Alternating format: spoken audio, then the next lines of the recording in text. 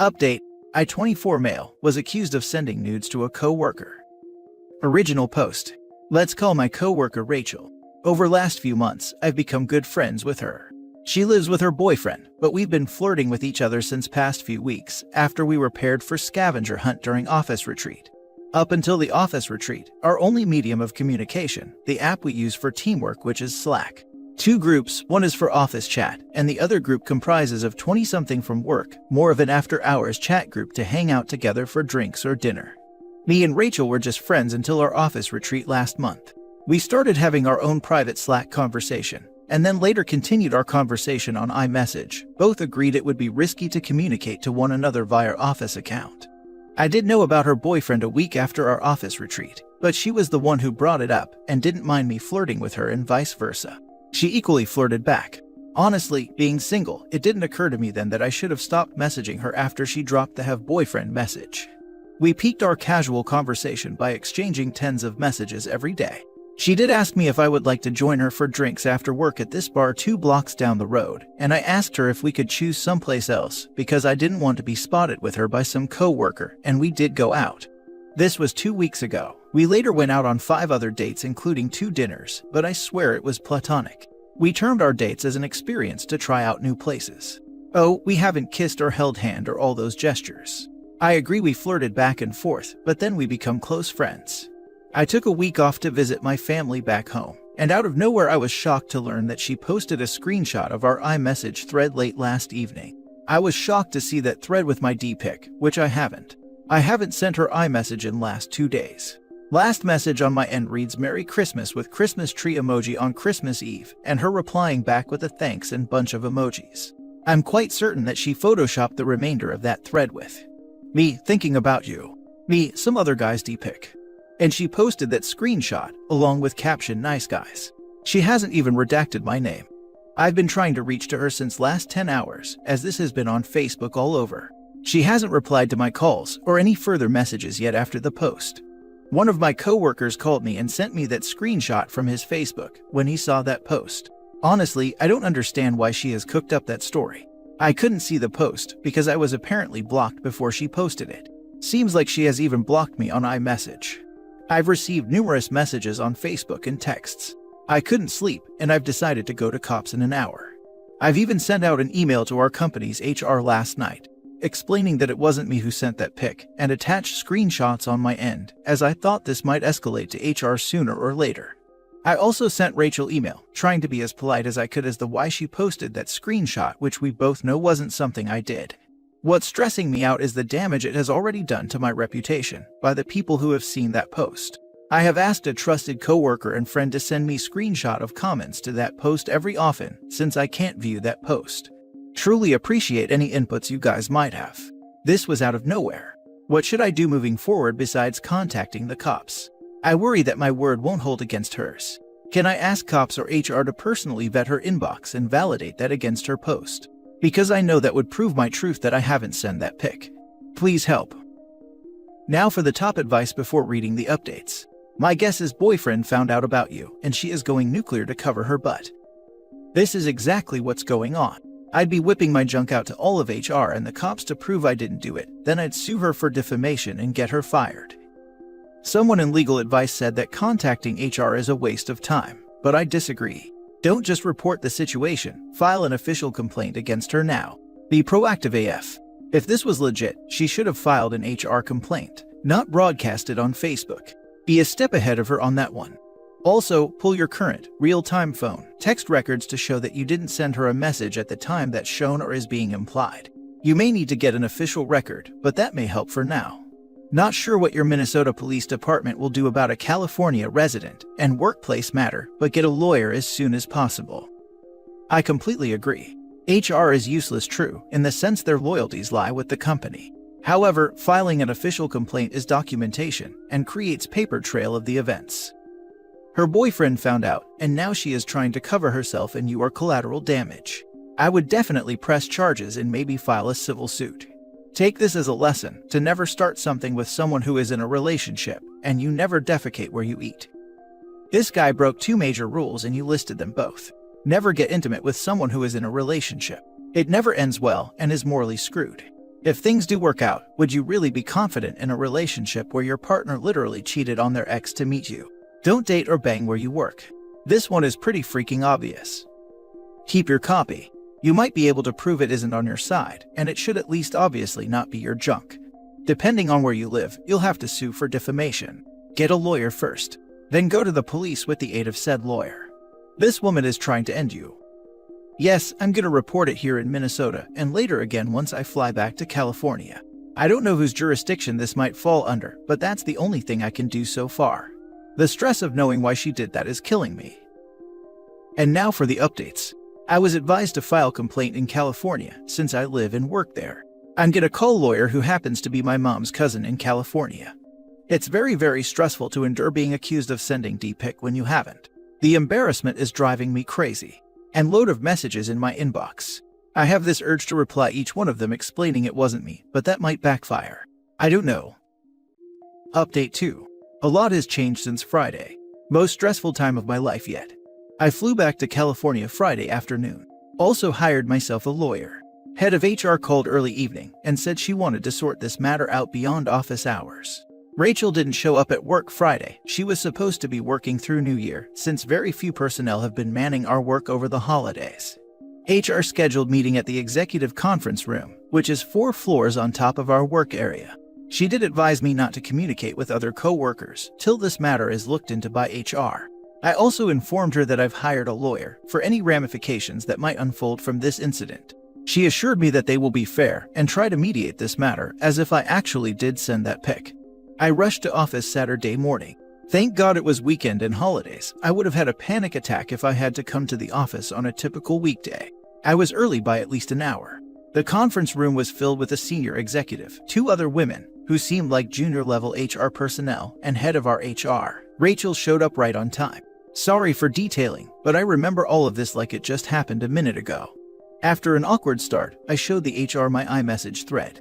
Okay, Rachel was very defensive and she said something like, I was shocked and terrorized when I received that message, and she claimed she threw her phone in anger and her phone stopped working. She showed her phone with cracked screen.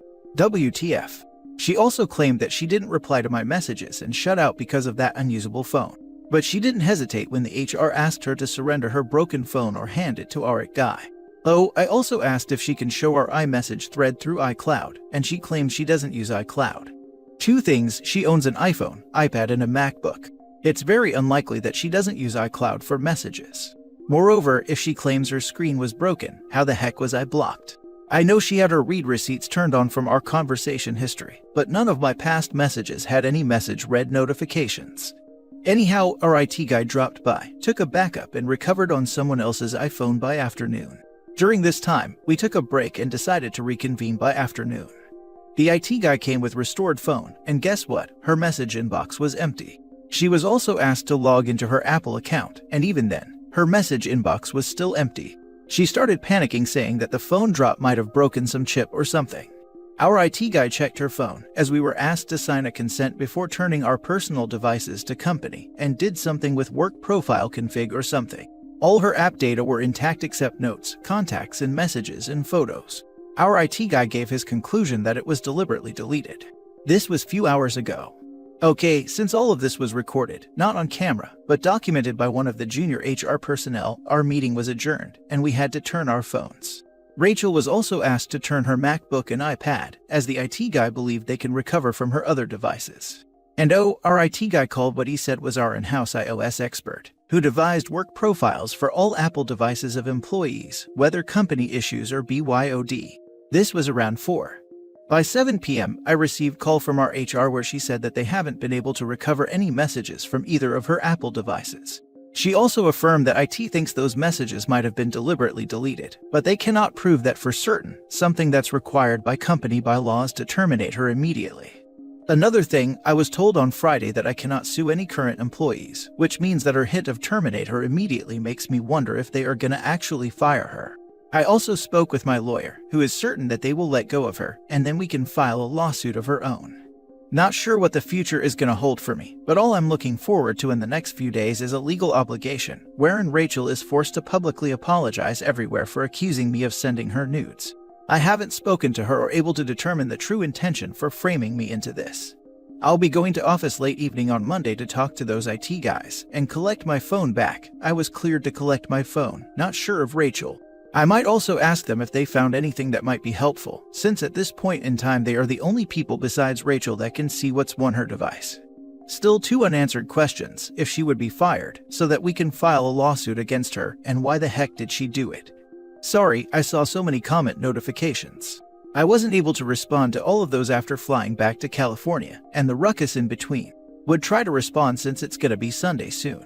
It's also interesting to know that IT guys don't have access to iMessages, even after having installed Work Profile. We had a 30-minute video explaining what Apple Work Profile is and how it works.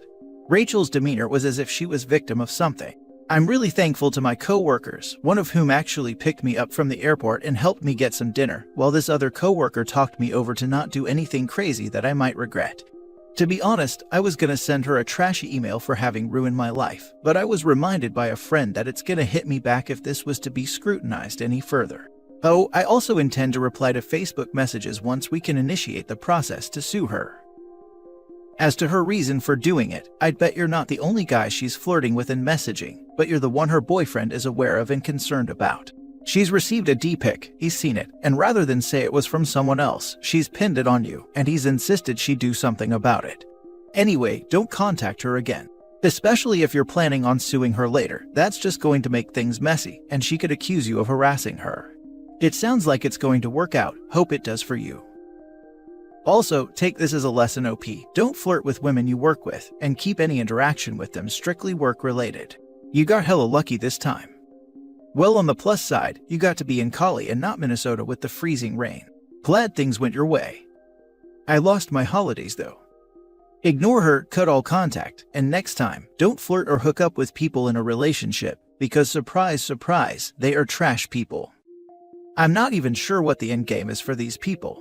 So you've flirted with someone in a relationship, you've wooed them, and now they're banging you. Best case scenario for you, they dumped the person they cheated with for you. Congratulations, you're now in a relationship with someone you already know has no problem cheating. And they're in a relationship with someone who clearly doesn't think cheating is a huge deal anyway. This is just a recipe for disaster. I don't think I'm adult enough, as pointed out by someone in previous thread and even this other co-worker. It's always a stupid idea to be friends with someone who is in a relationship. Last story. My wife lied and told her kids that their father was dead. I exposed her lie and took them to see him. My wife got full custody of her kids, 4 female, 6 male and 9 female, after their dad got sick. She rarely let them see him or let the grandparents see them. It was like this for whole 8 months. Then their dad's health got worse and she just stopped taking them to see him. She claimed she was protecting them from being traumatized, but in my opinion, this is the time where they should have seen him the most. The latest stunt was finding out that she actually lied to them about him being dead. I was shocked and felt quite sick seeing the kids cry for days and looking depressed. I called her out on it, and she said it was the only way to get them to stop asking about him and not pressure her into taking them to see him in that state. I had the biggest fight with her over this, then I took the 3 of them and went to the hospital and called their aunt to take them to see their dad. All without my wife knowing. The kids reacted intensely, especially the oldest, and refused to see her after the lie she told. She had a psychotic breakdown and started yelling at me saying she has been trying so hard to navigate this awful situation, and I turned her own kids against her and demonized her when she only had their best interest at heart. She has moved out and is considering separation either temporary or permanent. I'm getting lots of blame for what I did, especially from her family. The kid's father's family are, however, appreciative of what I'd done, but said there will be a lawyer involved, so the issue got 10 times worse. I don't know if I did the right thing, but I feel like I messed up my life and my marriage. There's no coming back from this, especially knowing the court will get involved. Now for the top comments. You messed up your marriage, sure, but you acted in accordance with your morals, and it's ultimately your soon-to-be ex-wife who's unambiguously at fault here. I agree marriage is probably over, but you acted with your morals. My morals would be the same. Imagine being that child and being lied to that your parent is dead. It's wrong to me, and I think when those kids grow up they will be grateful that there was a real one like you around. For those kids, I think you did the right thing. The fact that she lied to them that he was dead, that's just unacceptable. If he recovers, you don't mention whether his condition is terminal or otherwise. Was your wife never going to explain that? Or if recovery is not possible, never going to give them and him a chance to say goodbye? What she did was based on her having her own best interests at heart, not theirs.